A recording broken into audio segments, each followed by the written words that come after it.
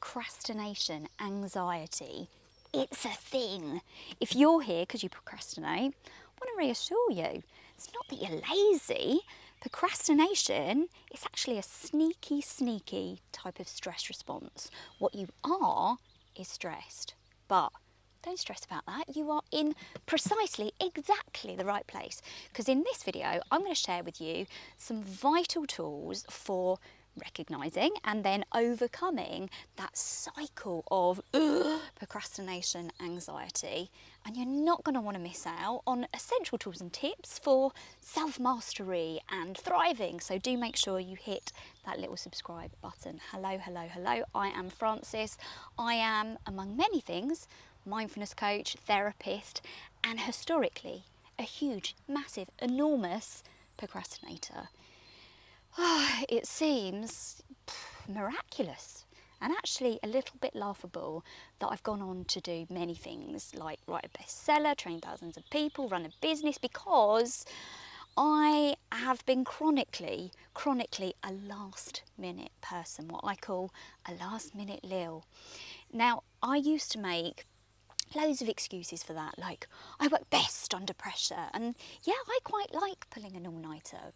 But actually, really, if I put my invisible wisdom goggles on and I look back through the depths of time, I can see that that is indeed bullshit. Because after years and years of working with people with anxiety, I had a sudden realisation. Procrastination and anxiety, the link between the two, it became very clear for me.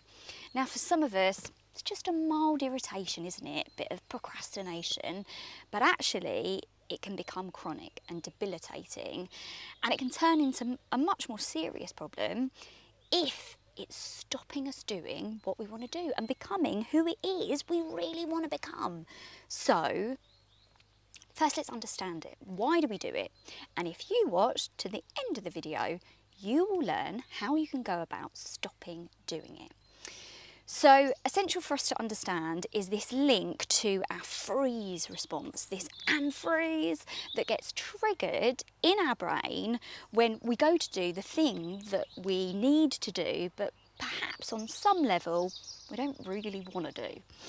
And this comes from our stress reaction, where we have those three options, don't we? The fight, the flight, and you've guessed it, the freeze. So along with this freeze, we get a shot of stress hormones. And that shot of stress hormones, it makes us feel,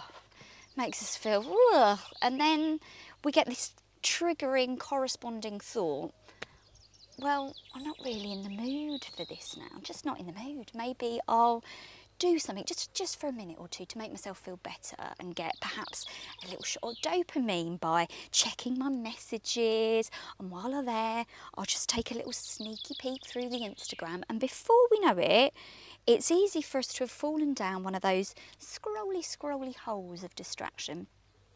And this zoning out behaviour, it works, it really does, to give us a temporary release from that initial stress.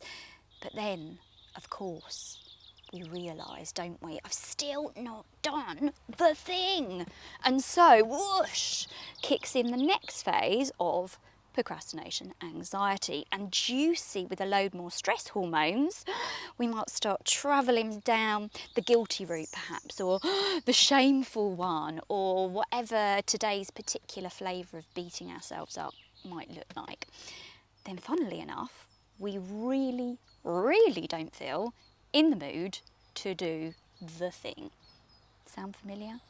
Well, it's actually a common misconception that procrastination is some kind of time management issue. Actually, it's an emotion regulation problem. We use procrastination as a short-term fix for coping with challenging emotions and with negative moods. It is, of course, the great act of avoidance. And we know, don't we, that avoiding the thing is probably a bad idea, but we do it anyway, and then we feel bad about it. And it's this feeling bad about it lowers our feelings of self-esteem and self-worth, and then impacts on our satisfaction with life, and that has a knock-on effect to our mental health and our physical health, and it might sound a bit controversial or dramatic, but actually procrastination, it's a self-harm behaviour. So no more of that. It is time for us to say enough really is enough. We are not having this anymore.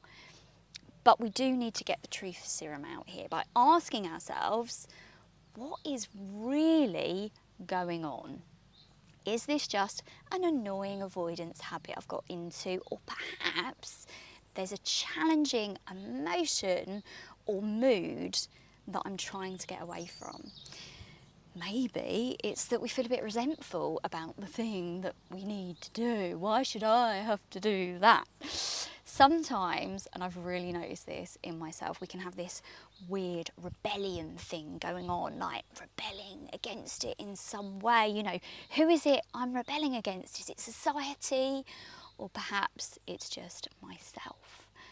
Maybe we're anxious because there's some self-doubt about the thing, or some insecurity, or a fear of failure, or worse, much worse, that fear of success.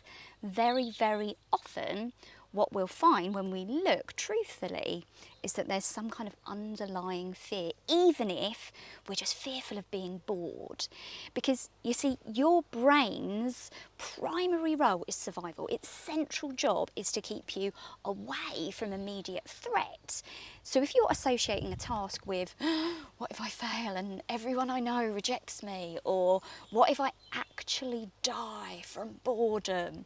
Even if rationally we know that that's nonsense, the limbic primitive system may still intervene to redirect us away from that potential pain and towards instead to some potential pleasure, like a bit of scrolling. Because your brain, it's not interested in stuff like the long-term future of your novel writing career. It's just interested in keeping you alive right now. And because of this, it does this thing that I call flagging. And this is where the task itself might not be that bad, but because we've attached some negative associations to it, it can therefore get flagged in the brain as a threat.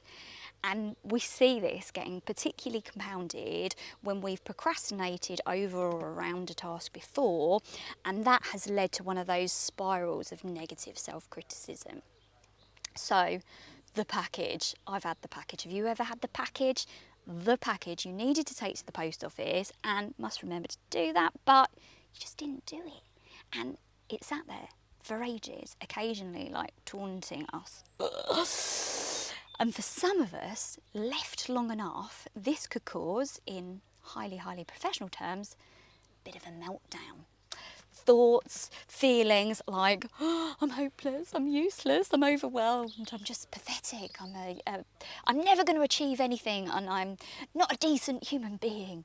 So then, when a totally new, totally unrelated package needs to get taken to the post office, understandably, our brain might pattern match that to the old package and all of the stressful thoughts and feelings that came up with that old package.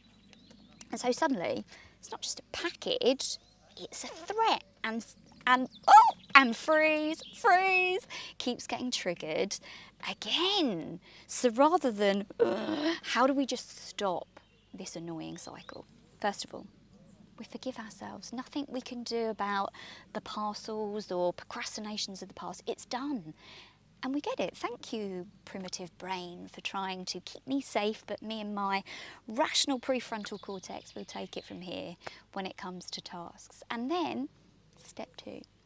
Next time we get the urge to avoid, and we can feel this urge to avoid, it's a real sensation in the body, we recognise it.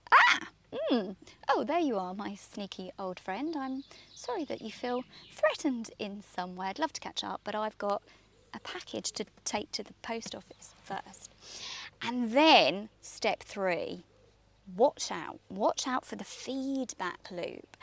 And now this is where procrastination, interestingly, finds a voice. And it might begin to argue with you, bringing out classics like, but you're not in the mood. And to be fair, you might not be in the mood when that procrastination anxiety is present, it's a fear. And it might make you feel not in the mood. But, thank you, Susan Jeffers, we feel that fear and we do it anyway. We do it anyway. We just begin. And this is step 4. Because beginning, it takes you out of the freeze reaction into action. From reaction into action. That's catchy. And so you're going to remember it. Plus, the more we put something off, the more anxious we become about it. If it's a huge task, you may well feel daunted. You may well even feel overwhelmed. In which case, you need step 5. Step 5 is to really get a hold of that inner talk rather than, you're not in the mood, you can't do it. Instead, we need to change that to, I can do it. I can do it. I am an action taker. I laugh in the face of the freeze response. I'm not just a cave person who happens to have an Instagram account. Now, whichever step you're coming from, break it down. Break it down into small pieces. Apparently you couldn't even eat an elephant in small pieces, although we don't recommend it. So, beware. Beware of the holes. In all seriousness, beware of the holes. The rabbit holes, the Google holes, the online shopping for things I don't need holes. Do you know where your personal holes are? I do hope so, because we need to plug those holes in an appropriate way. We need to make it a mission to avoid falling down the holes and instead getting the thing done. And you know the drill with this. Devices to airplane mode, removing certain apps if you have to, and how can you even physically position yourself away from distraction? Also, mapping your time. Have clear, chubby chunks of time for deep work so that you can really allow yourself to dive deeply into that work, as well as time when you can zone out. And in doing so, you can indulge in some guilt-free scroll. We don't have to ban it. It's just really helpful if we can ring fence it. Make friends with your timer function. Set it and commit to it. Just for this period of time, I am just doing the thing. And then repeat. Repetition. It is how we create habit. It's how we train the brain. But if you've been indulging in the freeze response, you may have been training the brain inadvertently to procrastinate. And so we need to replace that habit with a new one through repetition. And this is all absolutely possible. It is possible for you. Join me and visualize, how will I feel once I've completed this task? And by doing this, we're rehearsing for success, and bing, bing, bing, we're lighting up the reward centres of the brain, getting nice shots of happy hormones. And this all makes us want to follow through. Boom, boom, boom. Is this the whole story of procrastination anxiety? Of course not. Overcoming this requires mood management. It requires some self-compassion.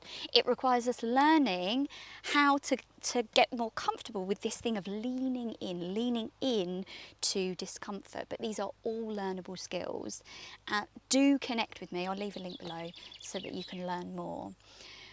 I appreciate you not procrastinating on this thing, because do subscribe, do share, do let me know in the comments if you've had any insight about how procrastination anxiety might be playing out in your life. And also, if you've got any further tips to help us stop procrastinating, then please share these with us too, because together we can unfreeze from fear and not let this stop us becoming who it is we want to be.